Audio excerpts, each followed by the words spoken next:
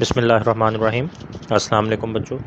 हमारा आज का जो टॉपिक है ये है electric potential at a point due to a point charge. और इस टॉपिक को एक और नाम भी दिया जाता है और वो है एब्सोल्यूट इलेक्ट्रिक पोटेंशियल। वो है एब्सोल्यूट इलेक्ट्रिक पोटेंशियल।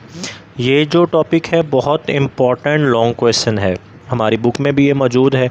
ज़्यादा इसमें जो है वो डेरिवेशन है और थ्योरी इसमें बहुत कम है, और एज अ लॉन्ग क्वेश्चन ये कई बार पास पेपर्स में पूछा भी जा चुका है, इसीलिए मैंने ऊपर लिख दिया है कि ये बहुत इंपॉर्टेंट लॉन्ग क्वेश्चन है। बहरहाल ये हमसे electric potential at a point due two point charge के नाम से ही पूछा जाएगा। अच्छा बच्चों, इसमें सबसे पहले तो आपको ये बता दूं कि इस टॉपिक में हमने करना क्या है। आपने अभी तक जो इलेक्ट्रिक पोटेंशियल के बारे में पढ़ा, आपने इसका जो फार्मूला पढ़ा, आपने देखा कि जी उस फार्मूला के मुताबिक हमें एक टेस्ट चार्ज की ज़रूरत होती है, और जब हम उस टेस्ट चार्ज को इन्फिनिटी से इलेक्ट्रिक फील्ड के अंदर लेकर आते हैं, मूव करवाते हैं, तो सिर्फ तभी हम लोग जो वर्क कैलकुलेट हो रहा होता है उस वर्क को काउंट करके, कैलकुलेट करके फिर इलेक्ट्रिक पोटेंशियल फाइंड कर रहे होते हैं। यानी बताने का मकसद ये है कि अभी तक हमारे पास इलेक्ट्रिक पोटेंशियल फाइंड करने का जो तरीका है उसमें हमें एक टेस्ट चार्ज की ज़रूरत है। हम इलेक्ट्रिक पोटेंशियल का एक ऐसा फार्मूला ड्राइव करना चाहते हैं जिसमें हम लोग टेस्ट चार्ज की ज़रूरत से आज़ाद हो सकें, और हम एक ऐसा फार्मूला बना सकें कि जिसके ज़रिए हम टेस्ट चार्ज के बगैर ही किसी भी पॉइंट पे इलेक्ट्रिक पोटेंशियल फाइंड कर सकें। हमें सिर्फ फील्ड चार्ज बता दिया जाए कि जी ये चार्ज है, और हमें डिस्टेंस बता दिया जाए कि इस चार्ज से इतने डिस्टेंस के ऊपर बताएं इलेक्ट्रिक पोटेंशियल की वैल्यू क्या होगी। तो हमें सिर्फ चार्ज बता दिया जाए और हमें उस चार्ज से जो हमारा रिक्वायर्ड पॉइंट है जिस पे इलेक्ट्रिक पोटेंशियल फाइंड करना है उस पॉइंट का डिस्टेंस बता दिया जाए, तो हमें सिर्फ ये दो चीज़ें पता हों, टेस्ट चार्ज हमारे पास ना हो, तो फिर भी हम लोग क्या कर सकें, जो इलेक्ट्रिक पोटेंशियल है वो फाइंड कर सकें। अब इसके लिए बेटे हम लोग क्या करते हैं जी, हम लोग कहते हैं कि ये मेरे पास एक फील्ड चार्ज है, ये जो सेंटर में पड़ा हुआ है Q। अब ये पॉजिटिव फील्ड चार्ज है, ठीक है। ये हमारे पास यहाँ पे पॉइंट चार्ज बन रहा होता है, बहुत स्मॉल चार्ज है, इसकी विसिनिटी में यहाँ पे और कोई दूसरा चार्ज मौजूद नहीं है। अब अगर ये हमारे पास एक पॉजिटिव पॉइंट चार्ज है तो इसकी इलेक्ट्रिक फील्ड लाइंस जो होंगी ये आउटवर्ड होंगी। ये ड्रॉ की हुई मैं आपको दिखा रहा हूँ, आपको नज़र आ रही है, इनकी डायरेक्शन आउटवर्ड है। अब इस पॉइंट चार्ज की इलेक्ट्रिक फील्ड में किसी पॉइंट के ऊपर हमें इलेक्ट्रिक पोटेंशियल जो है वो फाइंड करना है। अब हमारे पास जो फार्मूला है जी वो है delta V is equal to minus E delta are. ये वही इक्वेशन है जो आपने कल अंडरस्टैंड की थी, E is equal to minus delta V over delta are वाली, उसको जस्ट मैंने रीअरेंज करके लिखा हुआ है। अब ये इक्वेशन अप्लाई करने की एक कंडीशन है, और वो कंडीशन हमारे पास ये होती है कि E मस्ट बी यूनिफॉर्म। लेकिन यहाँ पे आप देखें तो E हमारे पास यूनिफॉर्म नहीं है, बल्कि E का फॉर्मूला अगर आप देखेंगे मैंने नीचे लिखा भी है k Q over r square, तो E is inversely proportional to r square, जिसे हम इन्वर्स स्क्वेयर लॉ कहते हैं। तो मतलब ये है कि जैसे जैसे आप इस चार्ज से अवे जाते जाएंगे, दूर जाते जाएंगे, इलेक्ट्रिक इंटेंसिटी की वैल्यू डिक्रीज़ करती जाएगी, कम होती जाएगी। तो इसका मतलब फिर इलेक्ट्रिक इंटेंसिटी यूनिफॉर्म तो नहीं है, तो फिर आप डायरेक्ट ये वाली इक्वेशन यहाँ पे अप्लाई नहीं कर सकते। तो फिर जब हम ये वाली इक्वेशन यहाँ पे अप्लाई नहीं कर सकते तो फिर हम क्या करते हैं, फिर बेटा ये जो हमारे पास इलेक्ट्रिक फील्ड लाइन होती है ना, इसके ऊपर हम दो पॉइंट्स चूज़ करते हैं जो कि एक दूसरे के बहुत ज़्यादा करीब होते हैं। एक ये पॉइंट लिया जाता है जी जिसे हम नाम दे देते हैं पॉइंट A का, और हम कहते हैं कि इस पॉइंट A का फ्रॉम द फील्ड चार्ज जो डिस्टेंस है वो है RA। ये मैंने लिखा हुआ है RA। दूसरा इसके करीब करके हम एक और पॉइंट चूज़ करते हैं जिसे हम नाम दे देते हैं पॉइंट B का, और हम कहते हैं कि इस पॉइंट का फ्रॉम द फील्ड चार्ज जो डिस्टेंस है वो है RB। और हम कहते हैं जी इन दोनों पॉइंट्स के दरमियान, आपस में इनके दरमियान जो डिस्टेंस है वो है डेल्टा आर।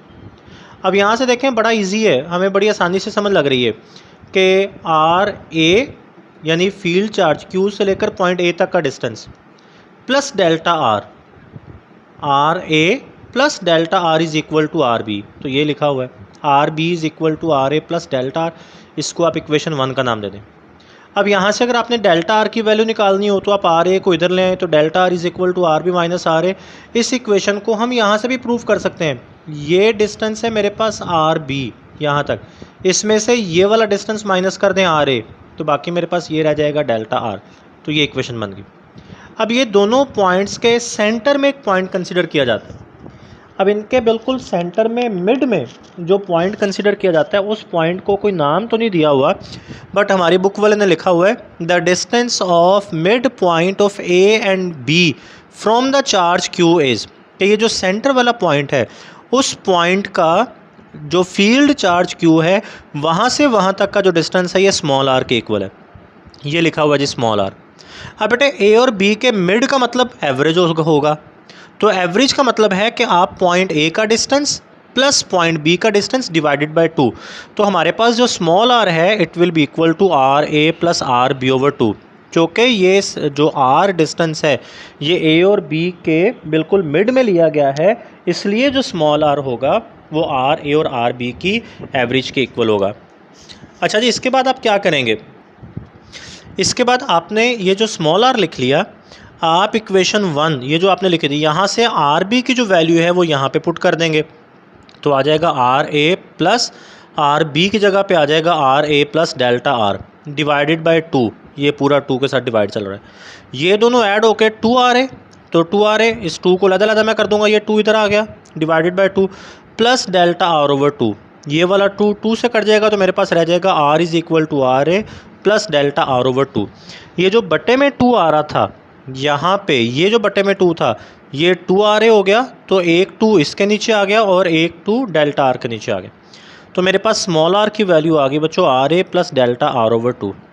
अब इसका दोनों तरफ से हम स्क्वायर ले लेंगे, तो ये मेरे पास बन जाएगा जी आर का स्क्वायर इज़ इक्वल टू, ये जैसे हमारे पास होता है ना ए प्लस बी का square is equal to A square plus B square plus 2ab, तो बिल्कुल वैसे ही हम इस स्क्वायर को ओपन करेंगे तो आर ए का स्क्वायर प्लस डेल्टा आर का स्क्वायर ओवर 4, क्योंकि बी के स्क्वायर का मतलब होगा delta R square over 2 square, तो वो 4 हो जाएगा प्लस 2 फार्मूले का आर ए वैसे ही आ रहा है और डेल्टा आर ओवर 2 वैसे ही आ रहा है, ये 2 से कट गया, तो मेरे पास फिर यहाँ से जिधर हम आ जाएंगे क्या रह जाएगा r square is equal to r A square plus r A delta are. ये अच्छा, यहाँ पे ये हमने डेल्टा आर स्क्वायर ओवर 4 इसको नेग्लिजिबल कह दिया, इसको इग्नोर कर दिया। इसको क्यों इग्नोर किया, क्योंकि डेल्टा आर हमारे पास बहुत ज़्यादा स्मॉल टर्म है, अब इसका स्क्वायर करेंगे तो ये और छोटी हो जाएगी, और फिर इस पर आप जुल्म कर रहे हैं, इसको आप 4 से डिवाइड कर रहे हैं, तो ये मज़ीद छोटी, इतनी छोटी टर्म हो जाएगी कि ये ज़ीरो को अप्रोच करना शुरू होगी, तो हमने इसको इग्नोर कर दिया, तो हमारे पास रह गया r square is equal to r A square plus r A delta r, क्योंकि ये वाले 2 आपस में कट गए, तो ये मेरे पास आ गया r square is equal to r A square plus r A delta r. अब डेल्टा आर की ये वाली जो वैल्यू है इसको आप यहाँ पे पुट करेंगे तो मेरे पास रह जाएगा आर स्क्वायर ये वाला is equal to r A square plus r A, delta r की जगह पे आ जाएगा r B minus are A. अब इस आर ए को आप अंदर ले जाके मल्टीप्लाई कर दें तो r square is equal to r A square plus r A are B plus minus minus are A square. अब ये प्लस आर ए स्क्वायर ये minus are A square cut गया, तो r square is equal to r A are B. ठीक है जी, ये हमने prove कर लिया, इसको इक्वेशन 3 का नाम दे दिया। अब हम ये कहते हैं कि पॉइंट ए और बी ये दोनों बहुत ज़्यादा क्लोज होते हैं और इनके बिल्कुल मिड में जो हम पॉइंट ले रहे होते हैं वहाँ पे इलेक्ट्रिक इंटेंसिटी जो होगी, इनके मिड पॉइंट पे जो इलेक्ट्रिक इंटेंसिटी होगी वो हम लिख रहे होते हैं जी E is equal to K Q over are square. अब आर स्क्वायर की ये वैल्यू आपने निकाली आर ए आर बी, तो आर स्क्वायर की जगह पे आप ये पुट कर दें।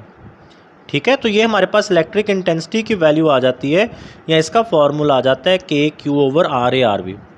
अब यहाँ से हम कहते हैं जी पॉइंट ए और बी ये एक दूसरे के इतना ज़्यादा करीब होते हैं कि इनके दरमियान जो इलेक्ट्रिक इंटेंसिटी है वो कांस्टेंट कंसिडर की जा सकती है। इतना क्लोज हम इन्हें कंसिडर करते हैं कि इनके दरमियान जो इलेक्ट्रिक इंटेंसिटी है वो कांस्टेंट कंसिडर की जा सकती है। अब इनके दरमियान जब इलेक्ट्रिक इंटेंसिटी कांस्टेंट कंसिडर की जा सकती है तो फिर हम delta V is equal to minus E delta are वाली इक्वेशन अप्लाई कर सकते हैं। अब इस इक्वेशन को अप्लाई करने के लिए हमें एक टेस्ट चार्ज की ज़रूरत होती है क्यू नॉट। उस टेस्ट चार्ज को हम मूव करवाते हैं जी from point B to point A. ये मैंने वही लिखा हुआ है कि हम एक टेस्ट चार्ज को पॉइंट बी से मूव करवा के पॉइंट ए की तरफ लेकर जाते हैं। अब जब आप उसको चार्ज को मूव करवाएंगे तो ये इक्वेशन आप अप्लाई करें, आप delta V is equal to minus E delta r. लेकिन यहाँ पे देखें, अब डेल्टा वी की वैल्यू मैंने लिखी हुई है बेटे V A minus V B. पीछे आप पढ़ के आए हैं डेल्टा वी की value V B minus V A, यहाँ पर मैंने उसको रिवर्स कर दिया। इसी तरह ये नेगेटिव साइन इधर ही आ रहा है जी, ई वैसे ही आ गया डेल्टा आर। आपने पीछे डेल्टा आर की वैल्यू लिखी थी r B minus are A, लेकिन यहाँ पे उसकी रिवर्स वैल्यू आ रही है r A minus r B. इसकी रीज़न क्या है?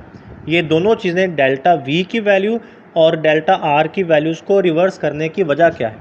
इनको रिवर्स करने की बेटे वजह ये है कि पहले आप मूव कर रहे थे from point A to point B, अब आप मूव कर रहे हैं from point B to point A. आप चार्ज को मूव करवा रहे हैं पॉइंट बी से पॉइंट ए की तरफ, तो चार्ज रुकेगा पॉइंट ए पे आके, तो फाइनल पोटेंशियल जो होगा वो वी ए होगा। ठीक है, तो वी डेल्टा वी जो होगा फिर मेरे पास वो V A minus V B, और इसी तरह जो डेल्टा आर होगा वो r A minus r B. अब इस नेगेटिव साइन को आप अंदर ले जाके मल्टीप्लाई कर दें तो मेरे पास आ जाएगा जी ई, ये आर ए माइनस का हो जाएगा और r B minus into minus plus का हो जाएगा। तो आर बी मैंने पहले लिख दिया, are B minus are A. अब आप ई की वैल्यू पुट कर दें जी, ये यहाँ पे लिखा हुआ है ई की वैल्यू इस इक्वेशन में आप पुट करेंगे तो V A minus V B is equal to K Q over are A are B into R B minus are A. ये जो बटे में आ रहा है आर ए आर बी, आप इसको ब्रैकेट में ले आए, एक बार इसको आर बी के नीचे लिख दें, एक बार इसको आर ए के नीचे लिख दें, तो ये आर बी से कट जाएगा, आर ए से कट जाएगा, तो मेरे पास इधर रह जाएगा 1 over are A minus 1 over r B. अब पॉइंट बी से चार्ज को मूव करवाना स्टार्ट कर रहे थे, अगर ये ज्यूम किया जाए कि point B is taken at infinity, तो जब पॉइंट बी इन्फिनिटी पे चला जाएगा तो इन्फिनिटी का मतलब है वहाँ पे फील्ड चार्ज की इलेक्ट्रिक फील्ड ज़ीरो है, तो इसका मतलब वहाँ पे इलेक्ट्रिक पोटेंशियल ज़ीरो हो जाएगा, तो वी बी ज़ीरो। अब अगर पॉइंट इन्फिनिटी पे है तो उस पॉइंट का डिस्टेंस भी इन्फिनिटी होगा, और 1 ओवर इन्फिनिटी आपको पता है ज़ीरो हो गया, तो आपने वी बी की जगह पे भी ज़ीरो पुट कर देना और 1 ओवर आर बी की जगह पे भी ज़ीरो पुट कर देना, तो हमारे पास रह जाएगा V A minus zero is equal to K Q into 1 over are A minus zero. तो आ जाएगा जी V A is equal to K Q over R A.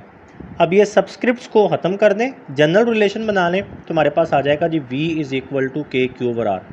तो यहाँ पे हमारा ये टॉपिक पूरा हो जाता है। कंक्लूजन इसका ये निकलता है कि V is inversely proportional to r, यानी जैसे जैसे आप चार्ज से अवे जाते जाएंगे उसका इलेक्ट्रिक पोटेंशियल भी कम होता जाएगा। इसके बाद बेटे बुक वाले ने नीचे इलेक्ट्रिक पोटेंशियल की डेफिनेशन लिखी हुई है, वही डेफिनेशन जो आप पढ़ चुके हैं।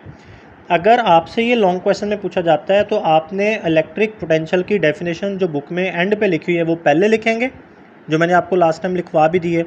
डेफिनेशन की हेडिंग बना के डेफिनेशन लिखेंगे, इसका फार्मूला लिखेंगे v is equal to W over q वाला, इसके यूनिट्स लिखेंगे, फिर एक्सप्लेनेशन में आप ये सारा काम करेंगे, डायग्राम बेस में बनाएंगे। ठीक है, तो ये बड़ा इंपॉर्टेंट लॉन्ग क्वेश्चन है। उम्मीद है ये भी आपको समझ आ गई होगी, और इसको अंडरस्टैंड करके बेटे ये भी आपने लिख के दिखाना है। अल्लाह हाफिज़।